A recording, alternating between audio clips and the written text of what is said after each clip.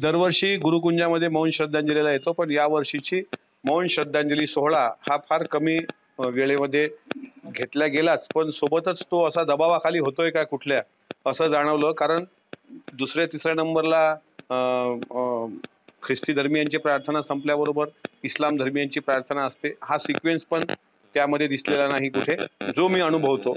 आणि कटआउट जे राष्ट्रसंतांचं लागलेलं होतं विचारपीठावर, त्याच्या अवतीभोवती सर्व धर्म संप्रदायाच्या ज्या पाऊलखुणा असतात त्या सुद्धा मोडल्या गेलेल्या दिसल्या.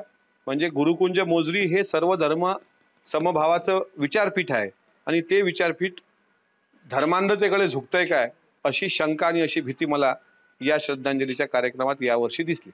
आज गळके सुद्धा उपस्थित होते. तुम्ही कोणाला दबाव नेमका तुमचा इशारा कोणाकडे? नाही, मी कोणाच्या दबावात म्हणजे इशाऱ्यामध्ये बोलत नाही.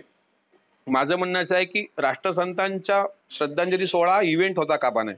तो भावपूर्ण असला पाहिजे, तो भक्तिपूर्ण असला पाहिजे.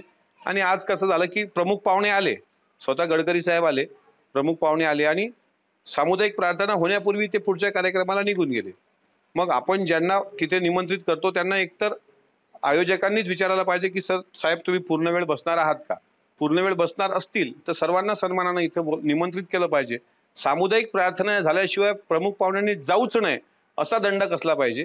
कारण आम्ही बरेचदा गुरुद्वाऱ्यामध्ये जातो, लंगर होण्यापूर्वी गुरुद्वाऱ्यात आपण प्रार्थना करतो. कितीही मोठे असले म्हणजे राष्ट्रपती जरी आले तिथे तरी त्यांना प्रार्थना करूनच जावं लागतं. बस तोच एकदा गुरुकुंजामध्ये जर त्याचा फॉलोअप घेतला गेला तर मला असं वाटतं की दरवर्षी त्याला राजकीय स्वरूप देणं, दरवर्षी त्याचं राजकीय भांडवल होणं, उद्या चालून मग एका पक्षाचेच राहतील तुकडोजी महाराज. उद्या चालून मुसलमान समाजाची तिथे जे अजान होते ते बंद होणार, बुद्ध धम्माची वंदना बंद होणार, त्याच्यानंतर तुमच्या जैन धर्माची प्रार्थना बंद होणार. मग काय राहणार?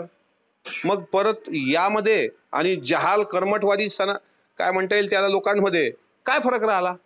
राष्ट्रसंतांचा विचार हा सनातनी विचार नाही. राष्ट्रसंतांचा विचार हा मानवतावादी विचार आहे, तो जगला पाहिजे. त्याकरता गुरुदेव सेवक म्हणून भगवी टोपी घालून, नाही तर हे भगवी टोपी घालून अनेक लोक भडकाऊ भाषण पण द्यायला लागलेत. आता तुमच्या अमरावतीतच देत आहेत भडकाऊ भाषण भगवी टोपी घालून. ही भगवी टोपी भडकाऊ भाषणाचं प्रतीक नाही. ही भगवी टोपी दर्शवी आपली पुरातन संस्कृती आणि इतिहासकारापूर्वीचे जे चिन्ह आर्या भारती हे स्वतः तुकडोजी महाराजांनी सांगितलं. त्याच्यामुळे कोण्या धर्माचा मत्सर घडू नये एवढी शिकवण यातून अपेक्षित होती. पण आज चित्र भयानक दिसलं. असं चित्र कृपा करून 59व्या श्रद्धांजली सोहळ्यात दिसणार नाही अशी अपेक्षा मी इथल्या आयोजकांकडून करतो. दरवर्षी सर्व धर्माच्या प्रार्थना असते.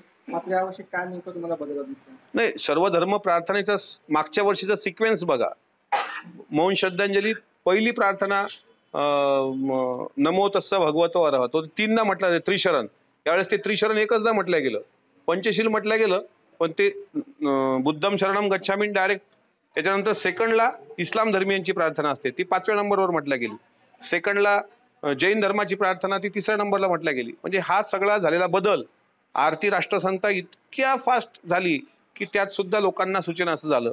आणि एकदम जशा सामुदायिक प्रार्थनेच्या पूर्वी मौन श्रद्धांजली झाल्याबरोबर प्रमुख पाहुणे उठले, तो कार्यक्रम अगदी विस्कळला आणि त्याला पॉलिटिकल रूप आलं जे यायला नको होतं.